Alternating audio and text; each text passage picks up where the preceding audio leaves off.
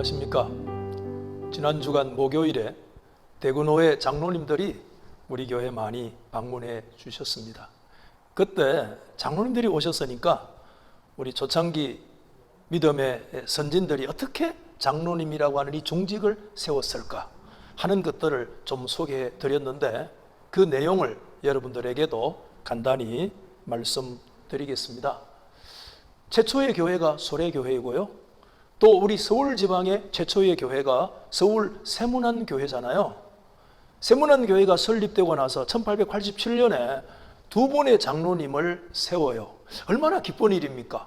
선교사님들이 와서 복음 전하고 교회를 설립하고 자신들이 양육한 사람이 교회의 중직자 장로님이 되어지는 일이 매우 기쁘고 즐거운 일인데, 세문안 교회 100년사 104페이지를 제가 참조해 보니까 그때 세워진 두 장로님이요, 모두 다 중징계를 받아요. 한 분은 출교를 당하고 한 분은 교인 명부에서 삭제되어지는 일들이 일어나게 된 거예요. 그래서 선교사님들이 이 뼈아픈 것들을 통해서 굉장히 교훈을 이제 깊이 받으면서 장로 세우는 일이 신중해야 되겠다, 그렇게 생각했겠죠. 그래서 처음부터 이제 장로를 세우지 않고, 과거에 영수라는 임시 직분이 있었거든요. 영어로 리더인데 그를 세워서 연단시키고 훈련하고 그의 인격과 신앙을 검증한 다음에 하나님의 교회 장로직으로 세우는 그런 일들이 일어난 거 보게 됩니다. 오늘 제가 여러분에게 한 분을 좀 소개해 드리고 싶은데, 그분의 이름이 서상윤이라고 하는, 우리 한국 교회 역사의 초창기 대단히 중요한 믿음의 리더십을 점하고 있었던 분이기도 해요. 이분은 저 평안도 의주 출신인데 압록강을 넘어가지고 홍삼 장사하면서 중국에서 무역하는 그런 분이었거든요. 그렇기 때문에 국경을 넘나드는 사람이라 굉장히 의식이 깨어있는 그런 분이었단 말입니다. 그런데 이분이 만주에 들어가서 장사하고 사역하다가 장티푸스에 걸려가지고 사경을 헤매게 되었어요. 그때 중국 만주에 들어와서 사역했던 저 스코틀랜드의 연합장로교회 출신 선교사, 그 유명한 존 로스나 존 맥킨타이어 이런 분들이 와서 사역을 했거든요. 그때 맥킨타이어가 서상윤이라는 조선의 청년이 지금 죽어가고 있다는 사실을 알게 되어진 거예요. 그래서 그에게 관심을 가지고 그를 병원으로 입원해서 죽어가는 그를 살리게 됩니다. 왜냐하면 선교사님들이 조선 청년들에게 이미 관심을 많이 가졌던 것은 조선 선교에 대해서 깊은 관심을 가졌고, 그게 기초가 되어지는 것은 한국말로 조선어로 성경 번역하는 일들을 계획하고 있었는데, 조선 사람들이 와서 그 일을 도와줘야 되잖아요. 그래서 첫 번째 접촉된 사람이 서상윤이라는 사람이에요.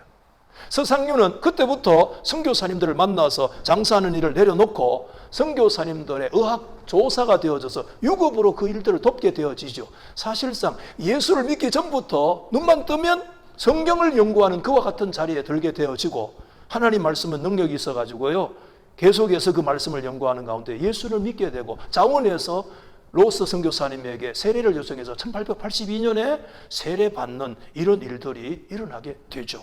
그래서 그런 사역을 통해 가지고요, 1882년에 최초의 성경을 만주에서 출판하는데 예수 선교 누간의 복음이라는 쪽복음서가 제일 먼저 나오잖아요.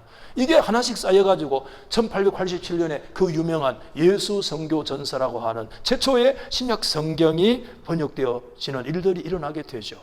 사람들은 이 예수 선교 전서를 존 로스 버전이라 얘기하지만, 좀 더 정확하게 얘기하면 존 로스와 서상윤 번역이라고 해야 정말 정확한 이름이 될 정도로 서상윤의 역할은 굉장히 지대했다, 이렇게 말씀할 수가 있겠습니다. 그리고 자기들이 중국에서 번역한 성경을 이제 출판되었으니까 그것을 고국어로 반입을 해야 될 거 아닙니까? 그거는 정말 목숨을 거는 행위예요. 그럼에도 불구하고 그 성경을 가지고 국내에 들어오는데 자신들의 고향인 의주에 가면 추적당할 수 있으니까 그들이 정착한 장소가 바로 소래 송천이에요. 그곳에서 최초의 교회인 소래교회를 설립하는 주축이 그의 동생 서경조와 함께 서상윤이 그런 사역들을 감당하게 됐죠. 나중에 이 서상윤은 서울의 장로교 최초의 선교사가 언더우드 아니에요. 그 언더우드 선교사님의 조사로 정식 임명을 받고요, 정말 목회 그 신학반의 훈련을 받으면서요, 주일 사역을 목회자로서 감당을 해요. 선교사님들 여름에 다 휴가 갈 때 서울의 이 몇몇 초창기 교회들은 전부 다 누가 역사를 감당했느냐 하면 서상륜이라는 이 사람이 그런 사역들을 감당해 왔던 그런 일들이거든요. 그렇기 때문에 여러분 1907년에 한국 장로교회 7명의 최초의 목사님이 세워지잖아요. 이분들 세워지기 이전에 가장 믿음의 리더십을 감당했던 사람이 서상륜이에요. 그렇다면 장로로 임직받아도 제일 먼저 받아야 되고 또 목사로도 안수받으려면 제일 먼저 받아야 되는데 동생 서경준은 1900년에 자기보다 늦게 예수 믿어도 장로 임직을 받았는데 서상륜 장로 임직 못 받았어요. 그리고 1901년에 평양 장로의 신학교도 입학을 하지 못하는 그런 일들이 일어나게 됐습니다. 우리가 한 가지 의문이 생기잖아요. 그런 중심적인 리더십을 가지고 있었던 사람이 왜 그런 일들을 하지 못했을까 하는 거 우리가 의문을 가지게 되는데 여러분 이 서상륜에게 한 가지 결점이 있었습니다. 그게 뭐냐면 결혼을 할 때 과거에는 다 부모님이 정해준 짝을 만나야 되잖아요. 그런데 이 부모님이 정해준 짝을 거절하고요. 나중에 자기가 정하고 택한 아내와 한 가정을 이루면서 살았고 그 아내를 자신의 진정한 아내라고 여기면서 살았는데 그래도 옛날 어른들은 첫 번째 본부인으로 대접을 해야 되고 그렇게 이제 인정되어지는 이런 소위 복혼 관계가 있는 것이죠. 그래서 존 로선 목사님은 굉장히 복혼에 이르는 관계에 좀 관용적인 입장을 가지고 있는 사람이기 때문에 그에게 세례를 줄 때 크게 문제시 되지는 않았던 것 같아요. 그런데 계속해서 이런 목회적인 사역들을 감당함에 있어가지고 이제 조금씩 문제가 발생할 수밖에 없겠죠. 1897년에 미 북장로교 선교인 스피어가 한국에 와서 그때 장로공의회라고 하는 단체가 이제 형성되어져 있는데 그때 소위 일부 다처자들의 입교를 금지하는 그런 결정을 하면서요. 그 결정이 서상륜에게 그대로 적용되어져요. 이렇게 결정을 합니다. 서 씨에게 교회 규칙상 한 아내 이상의 복혼 관계에 있는 자는 입교인이 될 수 없다. 그러면서 그가 한 여인의 남편이라는 것을 당회에 증명할 때까지 그의 입교 자격을 박탈한다. 아주 강경한 입장의 결정을 하게 되어지잖아요.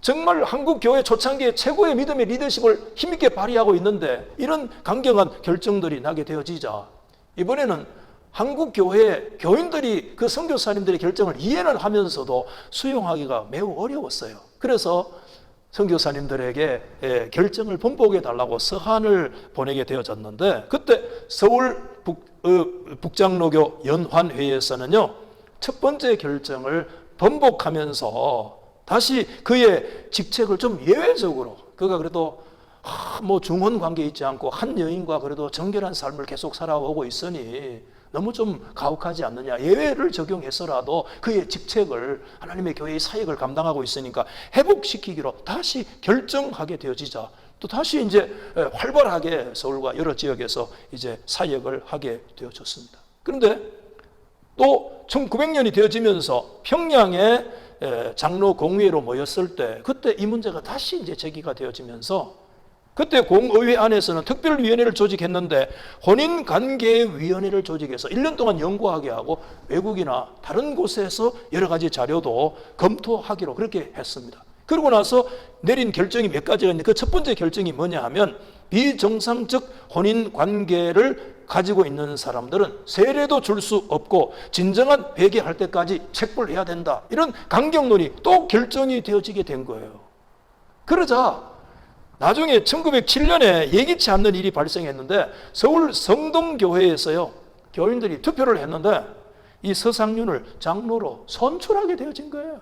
그리고 서울 노회위원회에서도 서상륜은 모든 면에서 그만한 자격이 있다 이렇게 지지하는 그런 일들이 일어나게 되어졌는데 그해 9월에 평양에서 모인 장로 공의회에서는요 서상륜의 이 장로 피태권을 최종 검토하면서 결정을 또 내리게 됩니다.